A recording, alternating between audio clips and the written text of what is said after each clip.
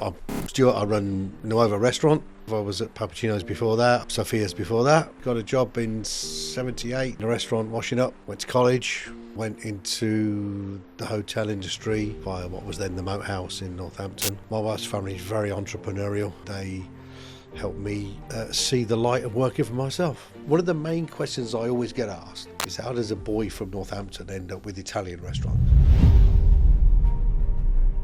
I think we're in a very, very privileged position at the moment where we can actually think of a work-life balance. Work-life balance was for people who had plenty of money already and they could do what they wanted to do. When you build your career on working harder than everybody else, work-life balance is important.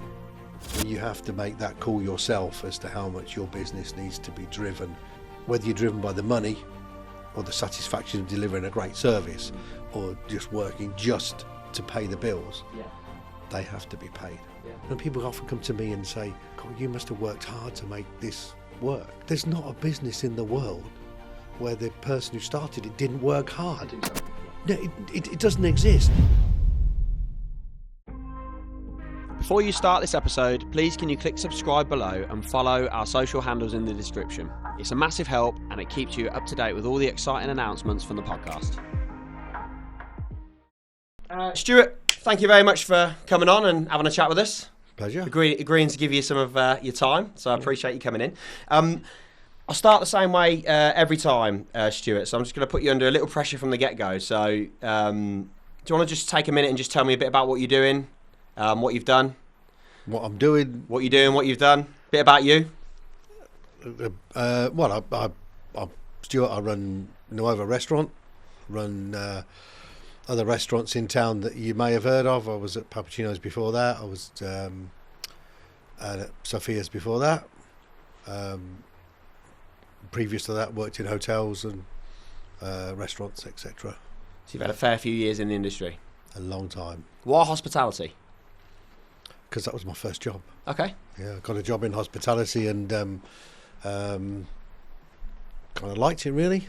Yeah, got a job in '78 in a restaurant washing up, and then helped the chefs, and then helped in the dining room, and then went to college.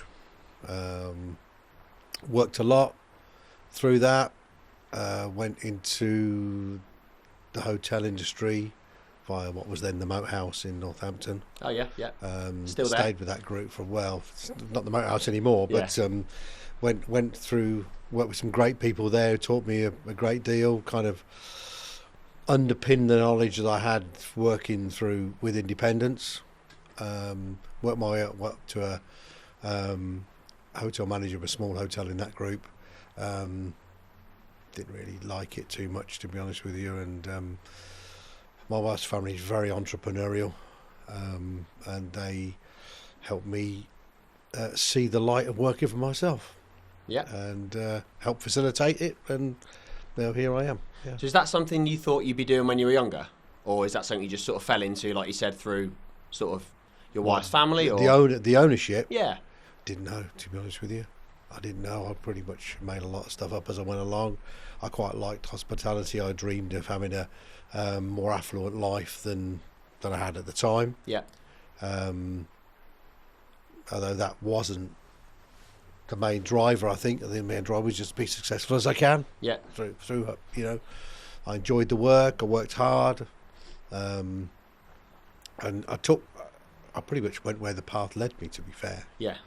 Yeah. I quite like your honesty with that, because a lot of people that have run their own businesses that are successful in the industry and well known like you are, they kind of play the story of I've always wanted to do this. This has always been a dream of mine. I quite like the fact that you're quite honest to say you fell into it. Really, first job, enjoyed it. Pretty much. Yeah, no, that's exactly right. There was it's a mixture of a desire to do as well as I could at whatever I did. Yeah.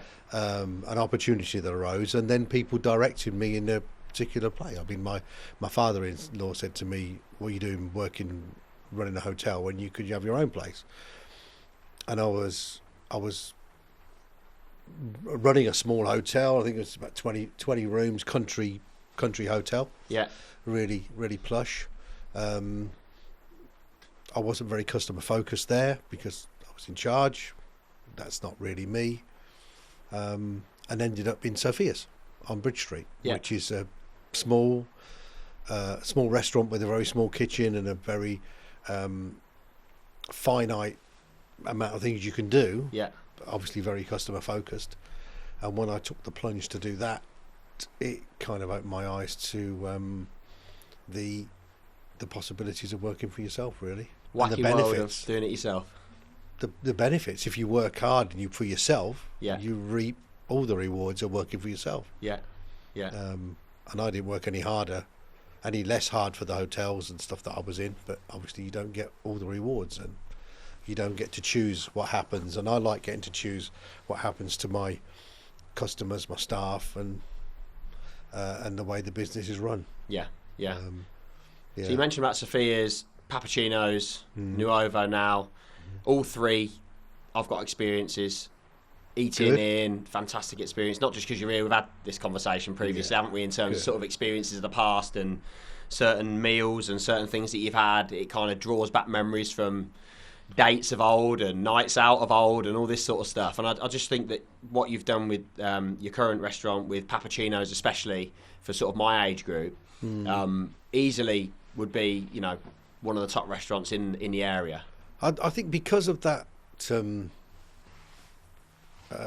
we say, I haven't really driven the business to expand, other than out of necessity. What I've gained is the longevity. Yeah. So I can talk to people from, well, all the way going back to the 70s and the restaurants that were around then, and the people I served then, and the generation that came to. I was at Sophia's at a short time. My father-in-law took that over and ran with that for 20 odd years. But being at Papa Cino's for such a long time, we create a lot of memories for people. Yeah. And that's really important in life. To be that's a proper privilege, is to be part of someone's important parts of people's lives, if they remember, and you create memories for them. Doesn't so much put money in the bank, well, it does, but it means that where we did Nuovo, we were very well supported from day one, because we had some standing, I suppose, in the town of what we've done. I don't think you look at hospitality sometimes just from the outset, and you look at a restaurant and think in the level of detail that you do about it, in terms of, you know, you want to go, you want to have a nice meal, you want to have a good experience. That's probably where it stops. But the thought of it creating memories for people over a period of time, and maybe potentially other people in their family, different memories, engagements, birthdays, occasions, you know, maybe some sadder events and stuff like that. You know, you must have had a full range in, you know, Papa Cino's and Nuovo. And throughout my career, really, there's I mean, it's great if people choose you for the really important occasions. Yeah. Some people don't know them on their first date. Yeah.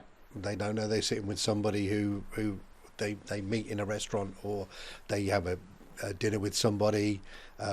Sometimes they're celebrating the life of somebody. Yeah. But it's a privilege they choose your place to do it. Yeah. And if you have to deliver the service that you give to everybody, because you don't know what they're there for. Yeah. And how much they want of it. Sometimes it's all about the food and the wine. Yeah. And that's it. And it's a culinary experience. Yeah. But other times it's got it's other connotations to it. And if you can help with that, you know. I think I've never thought about a restaurant and thought about maybe like the emotive side of it, creating the experience, everything coming together to give someone that, you know, we had a conversation off camera previously about, I remember your garlic bread at Papa Cino's on one of my first ever dates. And I remember it specifically because of how good it was. And I don't think anything's ever come up to par with it. And I think you mentioned that I'm not the first person to mention that about that. It's such a simple dish, but I remember that. And that takes me back to previous times being in the restaurant, how I felt in the restaurant, a person that I was with at the time in the restaurant, and you look back at fond memories, all from a garlic bread. Absolutely, and we often have these memories for holidays, visits to big cities, and trips. Yeah.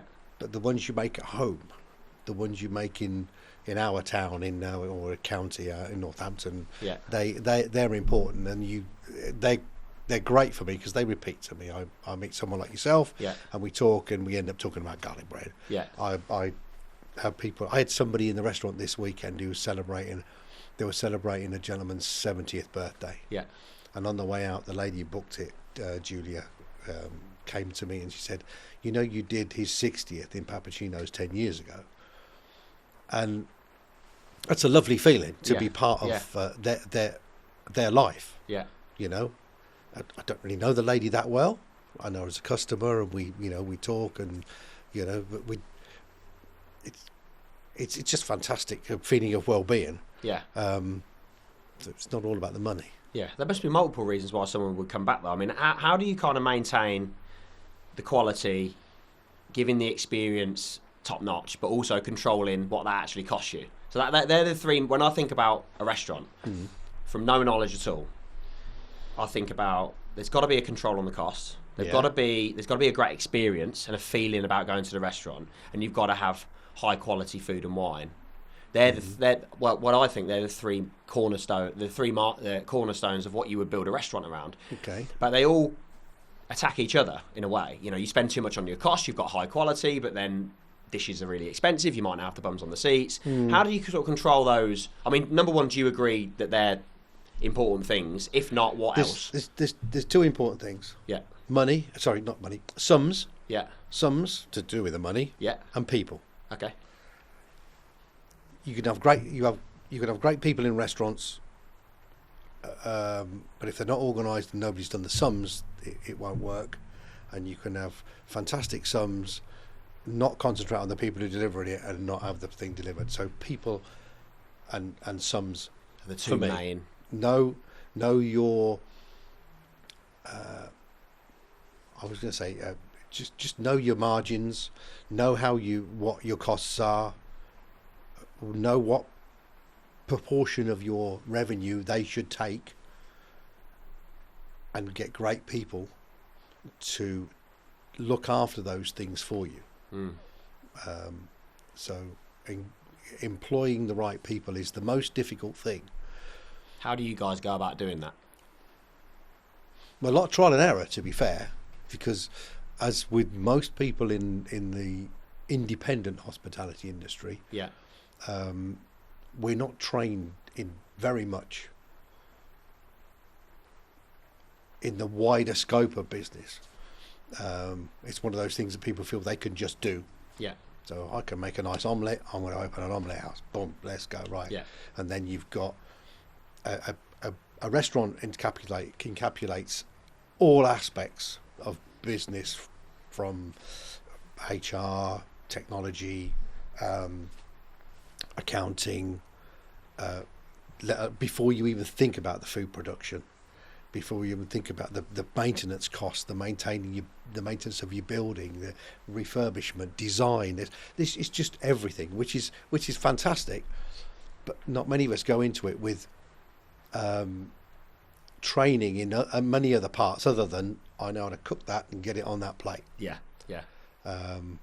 So when you've been doing it for a long time, you pick up the skills to do these other things. So your first sort of couple of years running your first restaurant, not having those skills in terms of the business sense, what was the first sort of year like for you? The thing is, when I had my first restaurant, I had the privilege of working with some great people in hotels who were very focused on numbers. Yeah.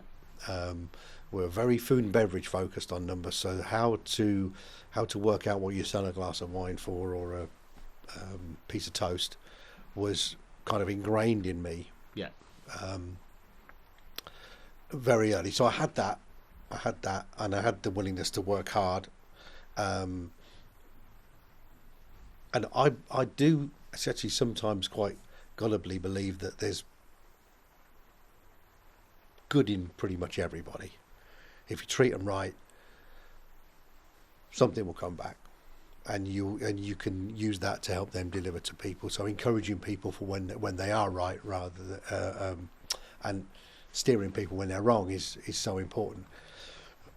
A lot of people around me say I probably in the past had a lot of too much patience with people waiting for that Okay. epiphany to happen. Yeah. I think a lot of the time it did, but I had to learn on the job really how to get the best out of people. But it was a lot easier doing it for myself than it was in the hotels. Yeah. Hotels was a minefield. Is that just down to the bureaucracy? Yeah, it's down to the bureaucracy and the hugely unreasonable attitude that the restaurant and hotel industry has given itself. That I remember being told we're in hotels. If you serve breakfast at 6, and you serve lunch at 12. You've got the beds to make in between times. Then in the evening you serve dinner, and then you run the late bar, and you go to bed at 1 o'clock in the morning, and you're back up at 6. And that was a bit of a challenge to me. I kind of rose to that challenge and did it. Yeah. And then once I came out of it, I realised how unnecessary it was. How this industry, my industry, gives itself an awful reputation of how awful it is to work there. And you get a certain kind of person who dedicates, who will do it. Yeah. But the majority of people don't do it for very long. Just don't take to it too hard. Well, it's just too much. It's High too much to ask expectations, of people. And it was told when we were in the kitchen, this is what you do. This is hospitality. Changing now, I believe. I think there's a lot of people within the industry who appreciate that it's not right. And I have a different attitude to it now. I've changed from this is what you do when you come in here, Yeah. rather than Aaron, I want you to work for me. Now, Yeah. how do I make this work? Bearing in mind you've got to work Saturday nights and Friday nights, whatever. How can I make that work for you? Yeah. So you will work for me, because you're the kind of person I need here. That's more my kind of. So it's more about selection of the right type of cultural fit and working that around them, as well as that fitting with what you need for an individual, rather than just taking somebody in and. My attitude now is I can teach skills to people with the right attitude and Yeah. the right mindset and Yeah. and the right personality. Yeah. What I tend to call nice people. Yeah. But there's absolutely no point in investing time and energy teaching people with a bad attitude. Yeah. That it's no point. Have you ever employed somebody across the restaurants that are technically really competent, but attitude-wise are an absolute arsehole? Quite a few. Yeah. Quite a few. How do you deal with that? Quite a few. Well, in the past, I tend to be very patient, because very often there's something that makes them behave or feel the way they do. Yeah. I've been accused of being a little bit too tolerant in the past, but what I've done, what's developed out of the last 10, 15 years is inclusivity of all the other people. So people who rock the boat, they're not rocking just my boat. Yeah. They're rocking everybody's boat. Yeah. And they don't tend to fit in very well. Yeah. So if we have someone that people know they don't like working with us quite early. Okay. You know, because you can't spot everything through an interview process. You know, sometimes they have to start and, you know, they're in the pressure cooker situation. They're getting thrown into training and development. A lot of people in our industry are driven by the pressure. Yeah. It fires them up. Yeah. And ours is a very, very stressful industry. Not because we're talking about £1 million projects and that. Yeah. It's everything is immediate. Everything that's asked for in the restaurant. There's no desk to leave with stuff on for tomorrow. Yeah. Because your customers don't want a meal.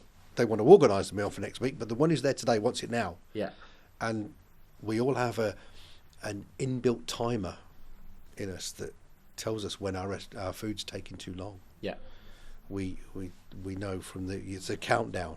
It's people don't have a stopwatch next to them, but there's an internal clock Yeah. that says, I did too long for my chips now. How long are they going to be? Yeah. And that's an emotively driven thing that can change every day depending on factors. And believe me, mostly in our industry, those who do it well with a sense of conscience and responsibility, they're feeling that before you're feeling it. Yeah. They know if it's so taking the too long. stress is building, and the person who's took your order knows they've got to tell the kitchen's already under pressure, and everybody does a lot of things at the same time. Yeah. With a smile. Yeah. And bit of a duck on water. We're all swans. Yeah. In restaurants. Yeah. But sometimes the back of house people are in a different pond. Yeah. Very often with a wall. Yeah. And things can get heated. How do you manage that as the owner of the restaurant? Do you get into that much? Do you let them kind of get on with it themselves? Let those situations play out? Do you have to get involved? Well, How do you? As if I'm running a dining room, what we try and do is not to let that happen in the first place. That's the most important thing. Is everyone ready? Are we all prepped up? Yeah. Ready? How many people are we going to do every 15 minutes? That's how we work it out. Okay, so you're breaking it down that granularly. Yeah, absolutely. Okay. Yeah. Is that people served? Is that meals going out? That's people sitting on tables. Okay. So it's still very fluid. Yeah. Because, you'll turn up, your date doesn't turn up for 10 minutes, that's now run into the other party comes in a little bit early. So it's still fluid, but it's still controlled so much. So, and the people who are working with us, especially the guys in the kitchen, need to know that in the front of house, we've got that. We're not going to just throw loads of tickets in the kitchen and loads of things to do. In no other position at work would you get that. Yeah. You come to work and have 8 telephones and they all go. Yeah. You'd say, no, this is impossible. I think about our business, we get, let's say we got 100 tickets in a day. They'll come, anywhere from 7:30, 8 in the morning, all the way to 6, 6:30 at night, maybe a few out of hours that customers that we serve on tickets and help desk and stuff. And it's like, that's a fair thing. You don't want to come in at 9 and then you've got no tickets, and then you get to 12 and you just dump 100 tickets on somebody. And you also got the customer that needs serving now. Yeah. So, in other industries, you can go, and we can do it when out of hours. We say, well, that one doesn't need to reply until later. This one I'll do now. Let's have a think about that one. You can't. The order's there. Yeah. So one of the main traits for somebody that works for you then must be able to spin multiple plates and be able to deal with that pressure. Yeah. Because I'm looking at that, obviously, you go and do what you do, and I've turned me on to things in the past that I never thought I'd be able to do. Mm-hmm. I look at that part of it, the spinning of those plates, the ability to do it with a smile, still be polite when there's stress going on, when you've just had maybe your head's been ripped off by a chef, the owner's not very happy, you've got people queuing up, you know that things are not going well. That's a lot for someone to do. And then you think when you think about hospitality, and sometimes the demographic of people is a little bit younger in terms of people that serve you some of the time.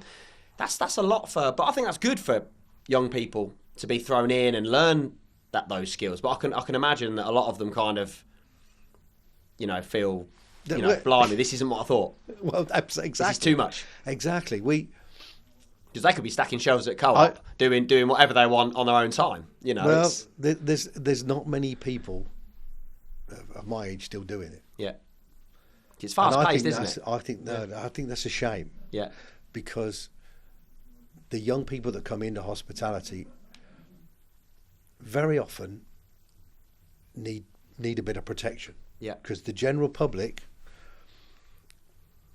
if they're waiting too long for their chips, just expectations. They can speak in a way that they probably more normally wouldn't. Yeah, and it's down to people like me and my son who looks after the place for me most of the time now. We need to be there to not to one, make sure your chips don't take so long. Yeah. We can use our experience to see that before it happens. And in my opinion, the most important thing about service in a hospitality industry is, given that you're going to do the best drinks you can, you're going to do the best food you can, you're going to make the place nice, the basics are in there. Yeah. Is anticipation of what people want. It's understanding that, recognizing that something might be taking a bit longer. Yeah.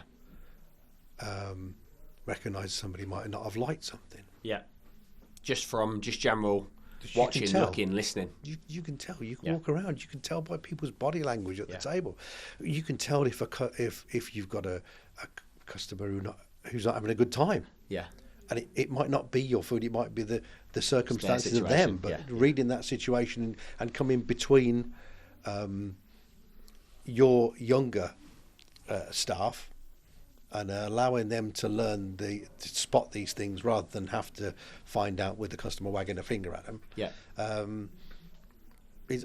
think it's important, and there are lots of life skills that are missing from our hospitality industry in the UK because people don't stay in it for long enough. Yeah.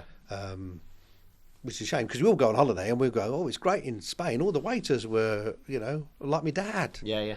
And they're like that in France. And then we go to Italy and we do the same. And they've got this inbuilt industry, we're all young people. And those young people, I sometimes think they need a little protection from older heads. Yeah. I think. I don't think I'm ever going to eat in a restaurant the same again. I'm going to be hunting around looking at people that are going to be looking for body language and all these signs. But it makes sense, though, because in other industries, that's what you would do. If you've got one of your agents handling the ticket and you can see they're getting a bit flustered, maybe the ticket's gone on for a little bit longer than what you'd expect. It's gone over the service level that you'd normally expect, and they're getting a bit flustered. You can hear some of the words that they're saying, the way they're saying it.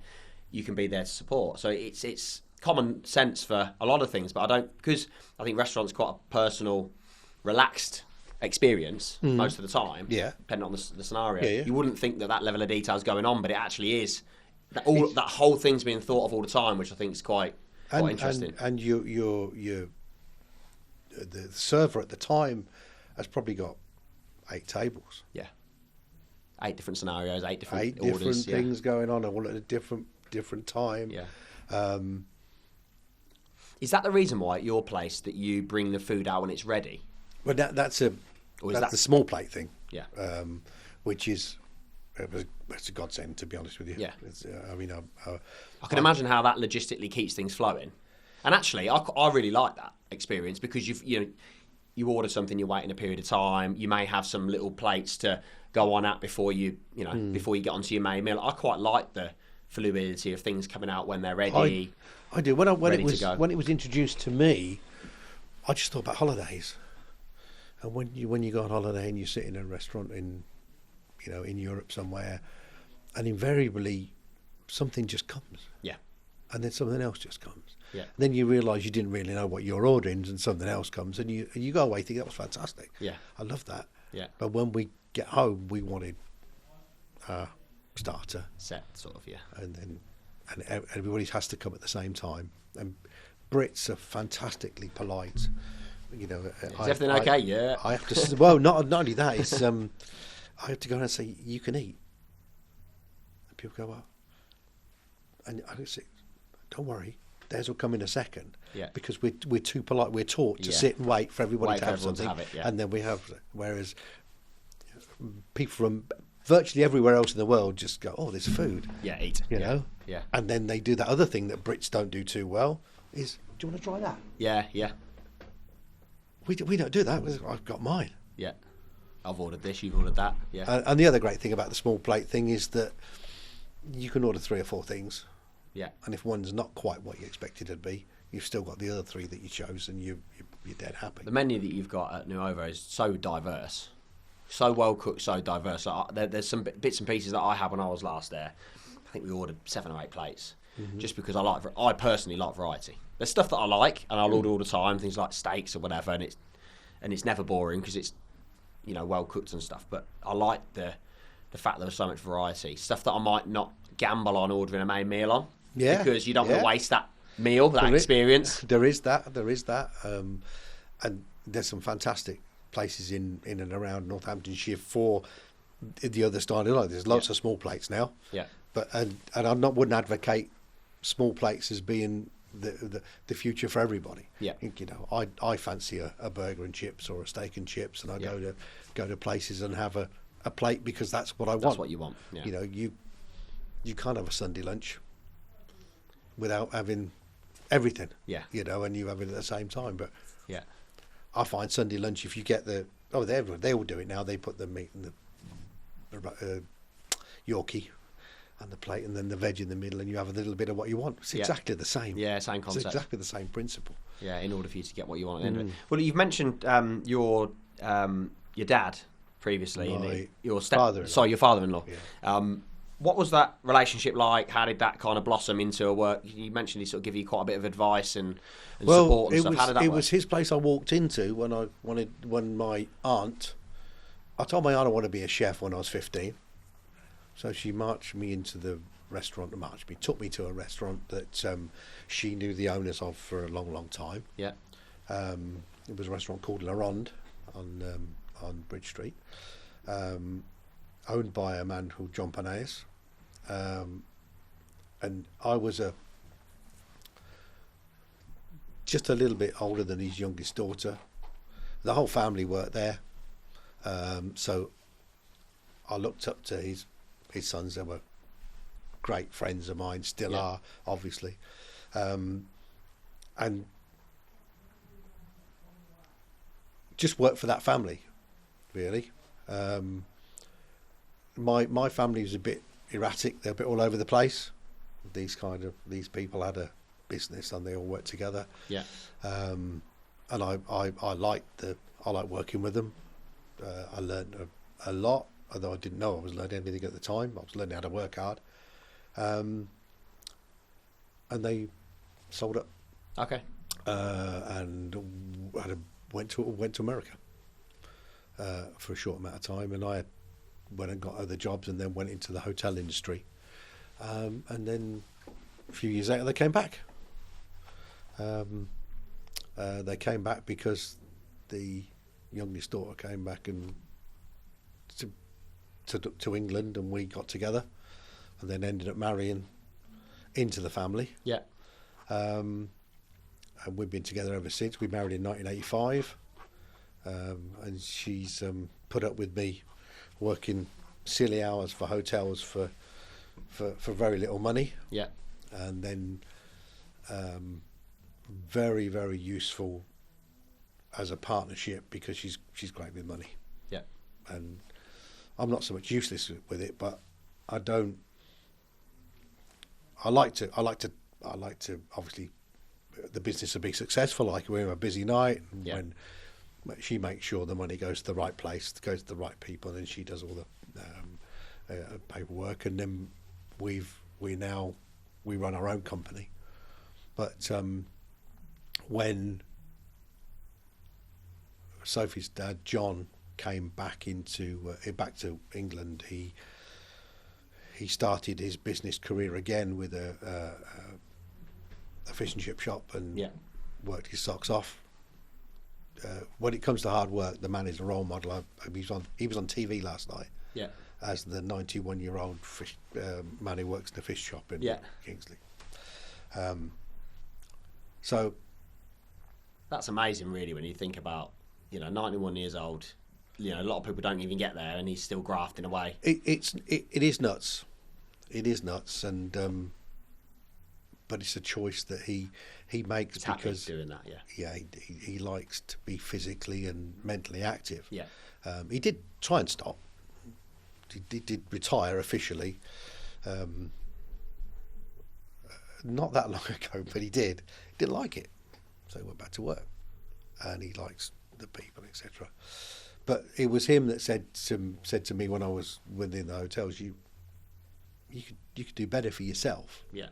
And I think he saw the potential in me, running a place, and he enabled it really for us. And then we went through a period of working together, a partnership. He found Papa Cino's, and I said I'll have it. So I went into Papa Cino's, and John was doing Sophia's, I was doing Papa Cino's, and then through working together, we made a success of both places, and then gradually through time, we parted business wise, but we didn't part in any other way. Yeah. So is that just wanting different things, or no? I think it's just natural. I mean, we both ran the restaurants. In fact, there was 3 businesses involved. The chip shop he's in now, which is his son Nick's, which is Nick's place. Yeah. Nick does what he wants. I did what I wanted at Papa Cino's, and John ran. So hence all 3 places completely different. Yeah. And probably successful because of it. Because if they have one stamp on it, I think it's difficult to make that difference to spread the business in one town. So I'm now find myself with a company, with a limited company, Cappuccino's Limited, and I'm just in it. It was, like I said, it was grabbing opportunities as they came along. See, when we talk about opportunities, I've said this a few times to different people. I think that when you think about opportunities and being opportunistic, people look at that and think people are lucky most of the time. See, I think that opportunity is, you've got to be a certain type of person to see the opportunity, spot an opportunity, and think, okay, I'm going to take that, and what am I going to do with it? I don't think everyone's built in that way. I don't think things are luck. I do think luck happens, but I'm not a massive believer. I think with luck and opportunity are very similar things. I don't think they are. Luck for me is I've won the lottery. That's lucky. Yeah, but then I've had to take part, but that's lucky. Lucky creating something successful because you took an opportunity and you brought it to life, did your own thing, taking the risk to get there, maybe financial, emotionally, or whatever it is. You spent the time to work hard on that opportunity. That isn't luck. No, I think that's more. I think it's more reward for the effort and the hard work you put in. The reward is learning to do something. Yeah. Honing your skill in it so you do it as best you could possibly do it. Learning how to deliver it in such a way that make people happy. Yeah. And then repeating it. Yeah. And repeating and all whilst you're doing that is then you say you hone that skill, but then find a new skill. Yeah. Or a new aspect to it, and keep driving. One of the main questions I always get asked is, how does a boy from Northampton end up with Italian restaurants? Yeah. And that was luck. That was a fluke because John again found Sophia's. It was Mamma Mia's at the time. Yeah. And I went in open-minded, but really the plan was to settle in and then make it what we think it should be. Yeah. And I had to learn about Italian food then. And I learned from some very strange sources, but I learned about Italian food. I learned from Italians. I learned from a guy called Mike, who now runs Mike's Caribbean Takeaway. Yeah. There were some Colombians there. But I talked to all the reps. All the reps would come and see me and say, "What are you buying?" And I said, "Well, I don't know. What should I buy?" Yeah. And what do you mean? What should you buy? I said, "Well, I'd say, I want to do something different. Yeah. What do they use there? What do they use here?" And all Italians will come in and tell you what they do in their hometown, their home area, wherever they are. So all the reps would come in and introduce me. And I was learning all the time. Yeah. So I was taught to make pasta or a pizza, and then I was taught how somebody else would do it at home, and then I could use that information. So I was in my early 30s, I think, at the time. So, and I knew the industry really, really well.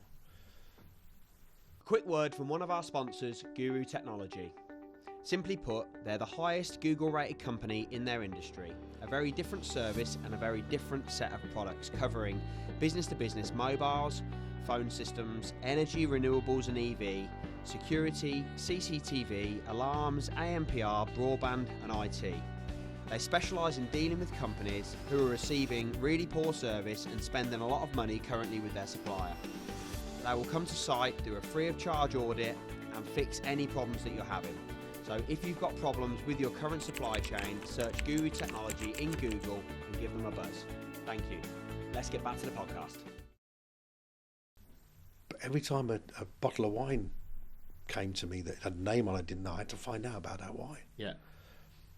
Every time a new started cooking, and that went on even further. Yeah. And it still goes on now because I still feel I have to justify the fact that I'm an English guy doing Italian food. Yeah. So it better be good. Yeah. And I better have some idea of what I'm doing. Yeah. And my team buy into that as well. So continuing to learn about what you've chosen to do, what you're sticking with, is really, really important, I think. Yeah, that's more of a, I would say that's more of a character trait, a value that you bring to the table rather than, that's a skill that needs to be disciplined over time, I think, isn't it? Because you can't learn that sort of stuff overnight. You need X amount of years in the game. But there is one thing that I learned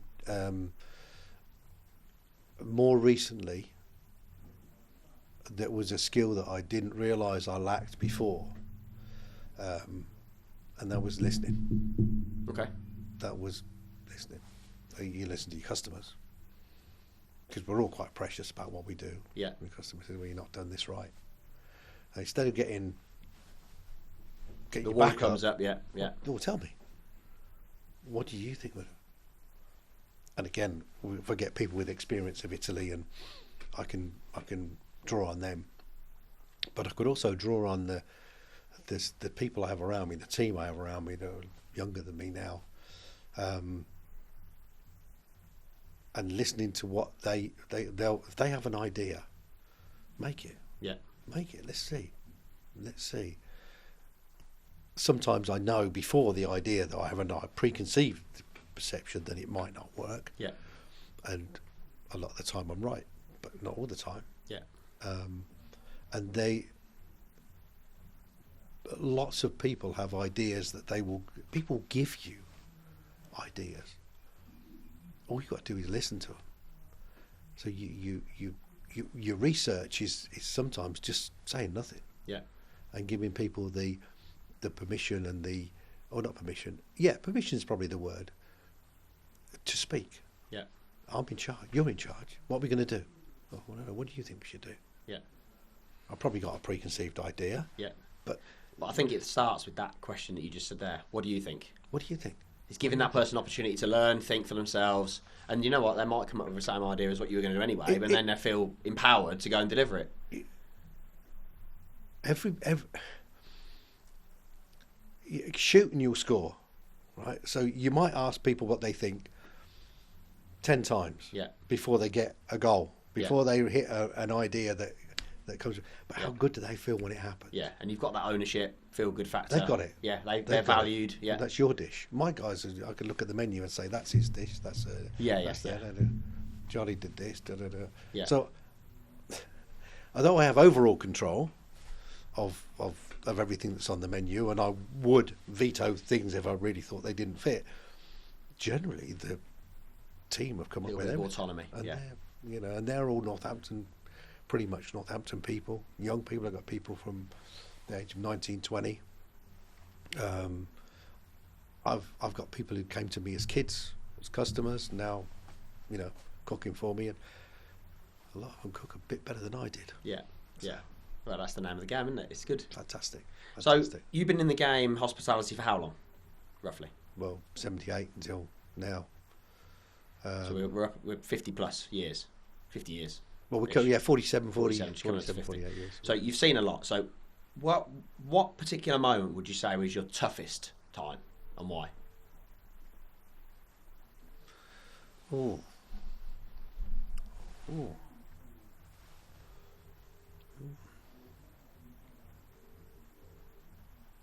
don't know. Oh. That's something I haven't dwelt on for a. I can't think of. So if you go back, is there any particular moments or periods where you look back and think, crikey, that was difficult? Yeah, no, I don't think so. I think I'm going to use the word lucky again, because the people around me, the support around me, the family that I've got,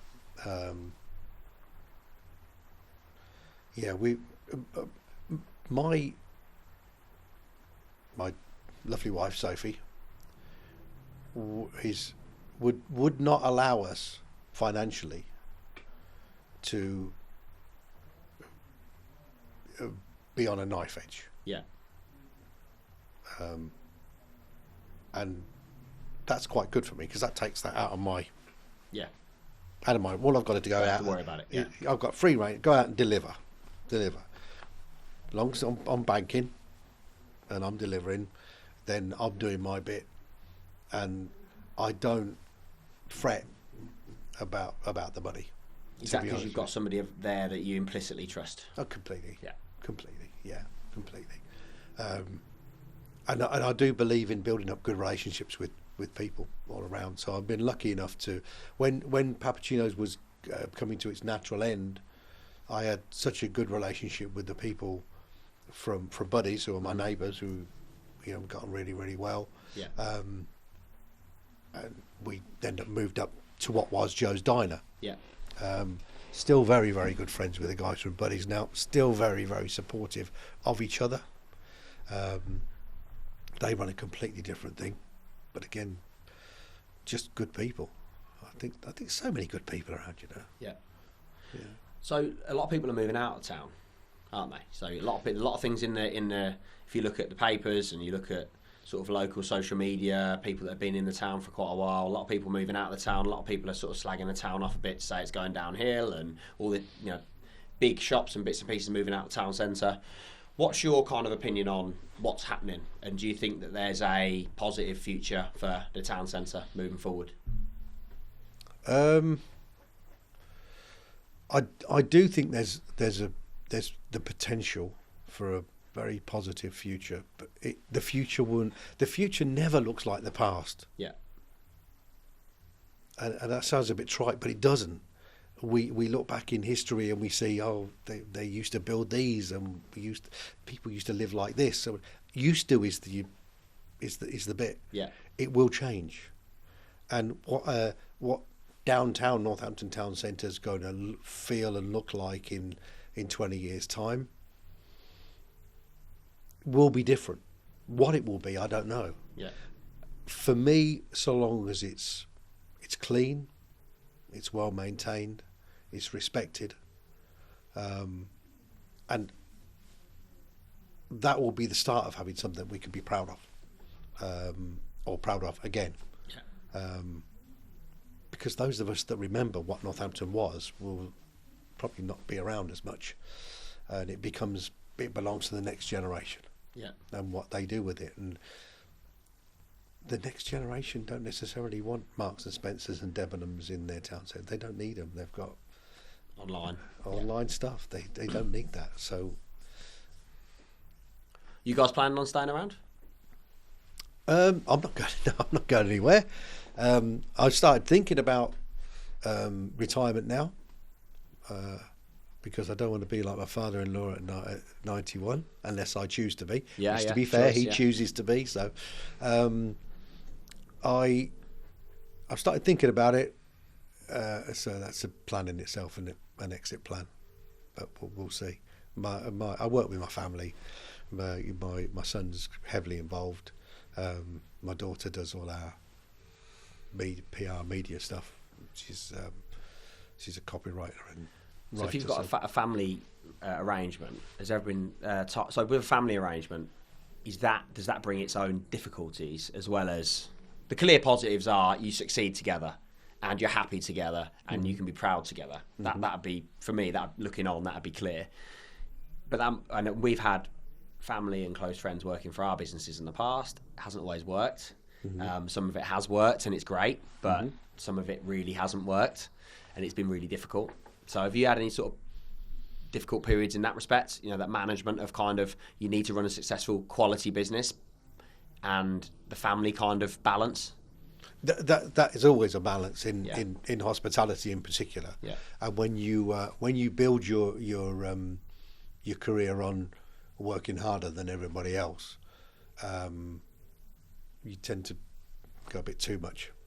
How do you deal with that and maintain it, or how do you? I suppose the question I'm trying to ask is, because I get asked this quite a lot, and I'm interested in what people answer it, is that whole work-life balance thing. What's your kind of take on that? Okay, I think we're in a very, very privileged position at the moment where we can actually think of a work-life balance. Work-life balance was for people who had plenty of money already, and they could do what they wanted to do. Yeah. Now that is changing, and I think technology will change that, because we won't, as human beings, be needed to physically do as much going forward. I just muddle through. To be fair, I just muddle through. I only know what I know to do, and I did my best at that. I wish I was more focused on holidays and things like that. That would have been great. I would probably. When it comes to family? I know when it comes to family, yeah. Is that a regret you've got when you look back? Yeah. But I'm the kind of person who, if I employ people, then your holiday's important. I've got to get everybody else off, and then I think of me later on, which makes me, I suppose, different to some other people who drive business. I know there's plenty of people who drive businesses do the same thing, and I needed to have the willpower and the organisation to make it happen for me. Yeah. And I didn't. And once you miss the chance to do it, you can't do it again. So work-life balance is important. But you have to make that call yourself as to how much your business needs to be driven. Whether you're driven by the money or the satisfaction of delivering a great service, or just working just to pay the bills, they have to be paid. Yeah, they have to. The bills have to be paid. So if you can,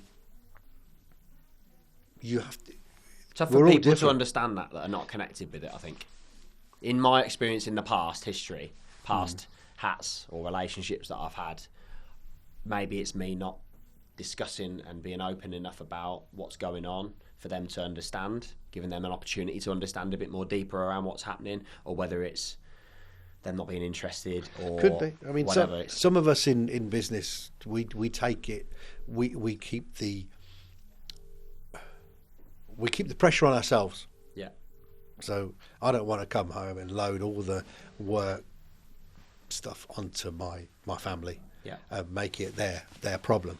And I think a lot of us protect our families and our teams around us. In work, we do that because we're natural kind of leaders, guiders, kind of mentors, whatever. Yeah. But we feel an ultimate responsibility to make this work. Yeah. I don't think there's a formula for humans. So I don't think you can say, well, maybe I should have explained this, or maybe I should have explained that. You do how you feel at the time, and you can explain yourself how you were at the time, and that person you're dealing with either decides to go along with you, take it, see the benefit of what might come, or say this is not worth it, but make that choice for themselves. If you're lucky, and this is where you haven't made your luck, that if you're lucky, you find people who are with you and stay with you. If it gets a bit crappy, they still stay with you. Yeah. But I think you'll find those people can also whisper in your ear and say, you know, you're not doing that right. Yeah. You know, you're not doing that right. Yeah. And if you listen, you can then make an informed decision to crack on. It's it's very lucky to find the right Do you know people. It's interesting your response to that, and because I wasn't expecting that. Because most of the views that we get with people that run their own businesses is very factual and objective. This is what I do to maintain a work-life balance. These are some of the things that I do. I do this, I do that. I expect people to do this, that. And actually, I disagree openly with other people that have been sitting where you've sat. I'm more on your frame of mind, because a work-life balance thing, I just don't think it exists. I don't think the whole thing exists. I think it's something that is there that creates pressure with zero positive outcome, because it's only going to be negative, because you're only going to be self-critical on yourself, because human beings, that most of the time humans are negative people. You know, we moan about queues, we moan about food taking too long, we don't praise anything that good happens most of the time. So work-life balance for me, when I look back at my 20s, it was something that I used to push to try to maintain. And when I hit my 30s, it was something that probably in around my 30s, I sort of looked at it and just thought, well, I'm constantly underperforming in this area. I'm constantly not being there for my family. I don't feel like I'm working enough. I don't feel like I'm doing this with my friends, or I don't feel like I'm adding value to my kids. And it just makes you feel worse. And I'm a big believer, if there's something you can be constructive and objective in yourself, and that can make you better and improve, make you feel better and learn something, I'm all for it. If it's something that's just negative for the sake of being negative, that's not going to do anyone or yourself any good, you just need to park it and leave it. So with work-life balance, I just think it's more for me a decision and a set of choices and decisions based on whatever the hell the situation is. I look at my family, they're very important to me. I look at my kids, they're very important to my partner, very important to my businesses. I like my kids, they're very important to me. My own mental and physical well-being is also very important to me, because I want to feel good in myself to be able to be good for everybody else. People that work with me are really important to me, regardless of how long they've been here. I want to share their dreams and aspirations and get involved with it and try and help them. So all these things are important, but not all of those can win at once. So there's going to be some days where, work will win, and that's okay. Well, there's going to be some days where my kids will win, and that's also okay, and my work will lose, and I think that's where I'm at, from not as much experience as yourself in terms of work or life, but where I'm kind of at is a comfortable medium to understand that it is impossible for that balance to be achieved. So actually, don't put pressure on it. If I'm making the right choices dependent on my values and the people around me, that's good enough. If it works, it works. If it doesn't, it doesn't. And sometimes various things will win and lose. Sometimes I'll work far too much and I'll understand that, and I've not done my gym workout for the day, or I've not gone on my run that I really wanted to do, and actually that's had a negative impact on me, so I can go, okay, maybe I've, but you've made the choice, it's done. It's pointless sitting on it. Some days I'll make sure I'm there for my son's parents' evening, because it's really, really important to me to do that. And I've had parents' evenings in the past in my 20s that I've missed, because work's more important, because I've got to put food on the table, got to earn, because, previous hats and relationships, well, if I'm not working, we're not bringing the money in, and we can't go and do this, and we can't go and do that. It's just too much pressure. And I look at it now, I've never had more to manage, but I look at it in a very much a fluid, I've got a plan of action every day, every week, every month, but a very fluid mental game, which is, I'll make wrong and right choices. Some days people will win, some people will lose. But as long as my value's in the right place, and I can talk my partner or my kids or other directors in the business to say, well, this is why I've done this, and this is what I was gunning for at the time, and maybe it was right, maybe it was wrong, but this is why I've done it. I'm actually okay with that, regardless of the outcome. And it just depressurizes the whole work and life. And I don't know whether that's because I run my own businesses and I don't work for somebody. Because I think when you work for somebody, it's very difficult when you work for somebody to make that. I think you have to explain yourself to somebody else. Yeah, and it's also a 9 to 5, so it's kind of, as soon as it hits 5:01, my time now, not your time. I'm going home because that's family time. And I look back and I think, well, I'm not suited to that, because that's not life. Life isn't 9 to 5. No, especially when you run your own business. Yeah, especially in your industry, where it's pretty much. I can imagine your industry is pretty much 24/7. Because when you've not got people in, you're prepping, menus, testing, food, recruitment, people, learning, deliveries, cost. But isn't that just a microcosm? It's a kind of intense version of what every other industry does. Yeah. And people often come to me and say, God, you must have worked hard to make this work. Yeah. There's not a business in the world where the person who started it didn't work hard to do something. Yeah, no, it doesn't exist, and you can't sell cars if you're not prepared to put yourself out and work hard. You can't manufacture cardboard boxes. once you've done it and you work out a formula which, if you're comfortable with, you can leave with other people and they can make that work. Yeah. And move on, and you can inspire people. These are real big entrepreneurs. Yeah. They're a fantastic breed of people. Yeah. We're not all like that. Yeah. We're not all like that. We are a nation of shopkeepers. And it used to be that the shopkeeper was there from the day you were born, and the shopkeepers, it stayed in the same family, and basically you knew who the landlord of the pub was. We were a society of little people doing little bits that contributed to their community.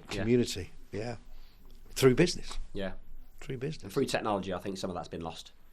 Very much so. To a degree, because it dehumanises certain industries and certain things. That's a whole deal. We need to sit here for another 3 hours to do that. Set the world to rights. Don't like that blue touch paper under me. Yeah. I do. Well, we took some questions in our social media over the last week, so I'm gonna pose them to you and see what you think. So Danny off of Instagram has basically said, "What makes your restaurant special?"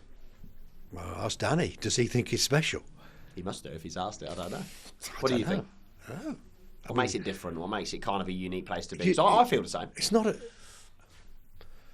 I feel like the experience that I had was quite a unique experience. Well, maybe it's the nearly 50 years of experience that come along with the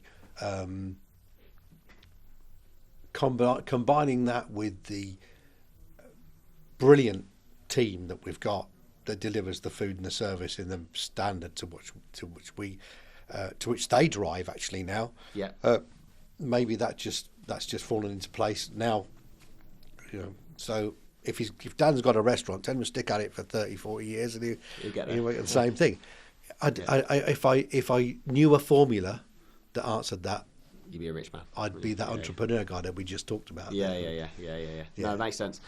Frankie off LinkedIn has basically said, what would be your, if you wanted to open up a business, what would be your top 2 tips?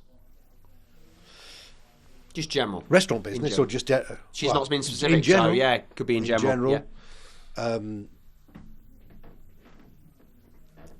We're going to do sums and again. Yeah. Sums and people. Yeah. It's whatever you're going to make, whatever you're going to produce, make sure you've done your sums so you know at which point you go to break even. Yeah. And from which point then you need to go to make yourself some money in order for it to be sustainable. Yeah.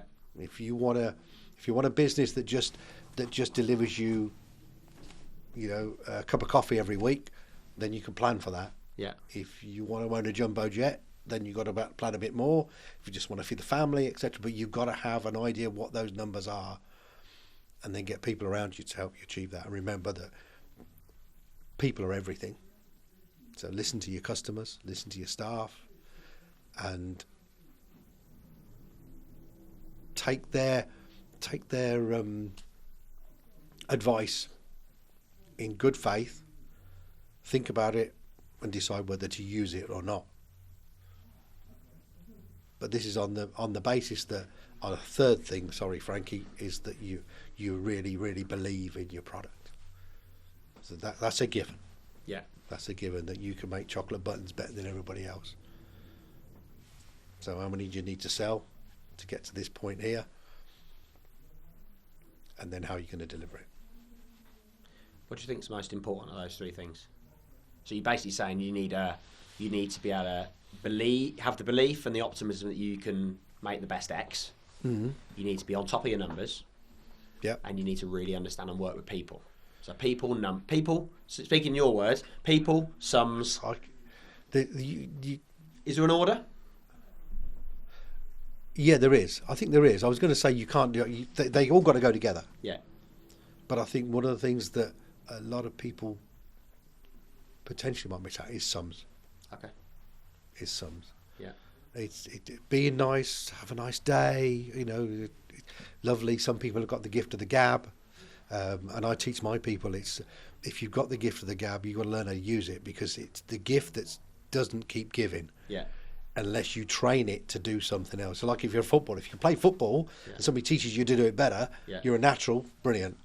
And lots of people can talk, unless they control what's coming out of their mouth, it's no point. It's waffle. Yeah. So you sums the. Well, a lot of people say, "Oh, what are you? I'm going to open a cafe." You know what? Because coffee costs you pennies. Yeah. Yeah. And I go, right, what's your rent? What do you mean? Well, how many coffees make up the rent what do you need in to one sell? day? Yeah. Before you switch the lights on, but then you got to switch the lights on. So how many you got to? So then the number of cups of coffee that you've got to do start coming into. Logistically doable. Right? Can I sell that many cups of coffee, or if I can't, what am I going to sell alongside the coffee to make it work? And these things are. That's so important. So you have an idea where every business should know what its break even is. Yeah. Everyone. Yeah. Especially small ones, high turnover, fast turnover, cash flow ones like ours. Yeah. You need to know where that is, and so you need to be able to drive your whole business towards getting to that point. That's the point where you're not going to go hungry. Yeah. But you're not going to get rich either. Yeah. And you've got to know where that is. That's the minimum point, isn't it? You've got to know where your break even is. I think a lot of stress for businesses come in when you don't achieve that point, or you've got a consistent period where it's difficult to achieve that, or that could be because of the economy, that could be people, that could be a multitude of different things. Like I look back a few years ago, and we had some tough times with one of our business in particular. We had a couple of our larger clients went bust on us at the same time as we took on more people, at the same time as we felt we were in rude health. And all these things kind of, and looking back, we weren't quick enough to understand, we were too optimistic to understand the reality. And maybe that was ego, maybe that was just, we can do this now, so it doesn't matter what happens, we'll crack on anyway, which I think is a skill in itself in the right way. It is. But I look back, and the main issues we've ever had in our business is, if we have tricky periods previous to this, we don't go through these periods now because I think we're a lot more, we stepped out of our comfort zone to get into the numbers more. And me being historically a salesperson, you always know what you need to do to get to where you need to be. Always. But the financial element of running a business is, for most people, I would say, that's the scary unknown. Yeah. But it's an absolute boring necessity. You have to get stuck into it. Absolutely. And you guys that run businesses in the way that you do, where there's a lot of investment at the beginning and the reward can take a long time to come through. I've got nothing but admiration for all you guys. Because my business, I'm very lucky. You pay when you leave. Yeah. Now, we're the only business where the product is consumed before it's paid for. Yeah. But nobody leaves once they've consumed it. Yeah. Everything's paid for. Yeah. So my cash flow is a different managing a different thing. Yeah. To you guys, I've got nothing but admiration for you guys who chuck a lot of money at something, create something fantastic, and then have to wait for somebody to pay you. I'd want the money. Yeah. I mean, as a small business at the time, we were talking probably $5,000 to $6,000 of billing a month, and I still had the cost for that. So let's say 50% margin, 40-50% margin. You're carrying the best part of 10 grand a month of unexpected problem, and for a business that's been going 2 years, that is a critical position to be in. And at that time, probably, I'm 37, soon to be 38. No, I'm 38. Yeah, I'm 38, just been 38. So I'm really bad with that. Okay, know your numbers. Obviously not very good on numbers. Yeah. I get into. I'm one of these people, like, if the school if I ring up because my son's ill at school, they'll be like, what year is he? And I'm like, ugh!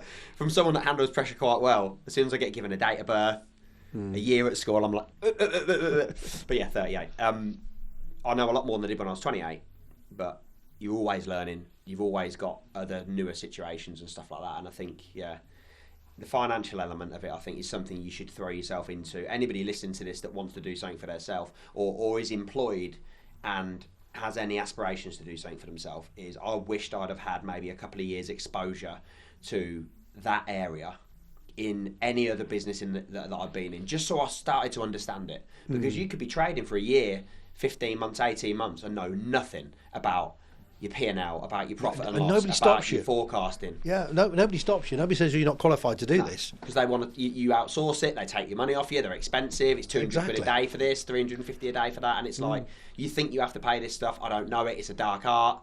Actually, when you get into it, it's not that difficult, but I think you need to throw and be exposed to it.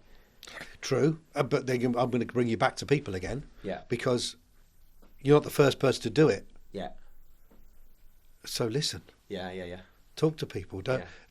We often hide our ideas. We say, well, don't tell me what kind of food I'm going to do next week because who's going to come and mug you? Whatever. Yeah. Who's going to come and mug you? I'll talk to people because somebody out there within your circle will feed you some bit of information that just helps you a little bit. Who knows somebody? Who knows something? And the human race has got. About 2.5 years ago, I got a bit of information from somebody, and I took it away. They didn't even know they'd given me this nugget, just in conversation. Someone in our industry, and I went and changed something within a day because we're a small business. We can change stuff like that. They're a big business, and it's sometimes too risky. It takes longer, and we changed something that meant if you strap that change out for the rest of the year, it meant an extra 70 grand in the bank. Just a small nugget of information they didn't even know they gave, which driving home thinking, you could do that. And I could do that tomorrow. Yeah, there might be a bit of pain that comes, a bit of a change, but I could do that tomorrow. Very little impact. We haven't got to invent the wheel ourselves every. But I think as an owner of a business, I personally felt a pressure to know everything. And that's not in an egotistical way where I believed it. Actually, to the contrary. I've had times that were the start of this podcast was created God knows how many years ago now. Me recording in the garage because I felt times were difficult at the time and I needed an outlet just to talk and nobody wanted to listen. I felt like I had a pressure as a managing director or as a founder to know everything. Exactly, and that's the pressure that we often put on ourselves. Because we forget, or we feel incumbent with the pressures and the responsibilities. Yeah. You also don't want to put too much shit on everybody else because you're wearing that people hat. But actually, most people, I think, in my experience, want to help you if you're a good person, and actually they quite like it because they can do something a bit different. They can learn something new. And then you're going into kind of you're playing now with culture. If you can go and have that. That type of culture that wants to learn, wants to take things off other people. You've got that team morale to want to learn new things, develop skill sets. I think that's a really good, that's a good starting point to be for anybody.